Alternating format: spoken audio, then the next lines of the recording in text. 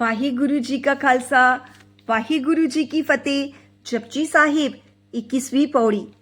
तीरथ तप दया दत्त दान, जी को पावे तिल का मान। सुनिया मनिया मन कित्ता पाओ, अंतर्गत तीरथ मल नाओ।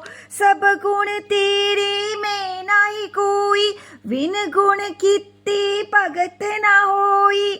सुअसत आत्मानी बरमाओ, सत सुहान सदा मन चाओ। कवन सुवेला वखत कवन, कवन थित कवन बार। कवन सिरुत्ती माँ कवन, जित होआ आकार। वेल न पाया पंडिती जे होवे लेख पुराण। वखत न पायो का दिया जी लिखण लेख कुरान। जे वेला वखत विचारी, ताकित वेले भगत होई। इक ना वखत खुआई, इक ना पूजा जाई। आपने आप साजियो, आपने रचियो नाव। बिन सतगुर किने न पायो, बिन सतगुर किने न पाया। ठित वार ना जोगी जाने, रुत माना कोई। जा करता सिरठी कौ साजे, आपे जाने सोई। किव कर आखा किव सालाही, क्यों वरणी किव जाना। नानक आखन सबको आके, इक दू इक सियाना। वड्डा साहिब वट्टी नाई, कित्ता जाका होवी। नानक जी को आपो जाने, अग्गे गया न सोही।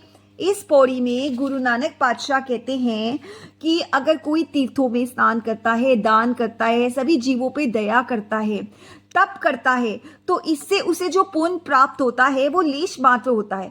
परंतु अगर किसी का अंतर्मन, किसी की सूरत भगवान के नाम से जुड़ जाए, भगवान के चरणों से जुड़ जाए, उसके अंदर भगवान के लिए प्यार उत्पन्न हो जाए, तो वो अपने अंतर्गत में बसे हुए तीर्थ में स्नान कर लेता है और उसके मन की मलिनता दूर हो जाती है।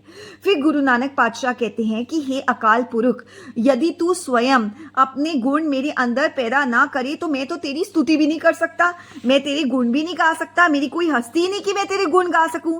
और वो कहते हैं ये सब तेरी महानता है, हे निरंकार, तेरी सदा ही जय हो। तू खुद ही माया है, तू खुद ही ब्रह्मा है, तू खुद ही वाणी है।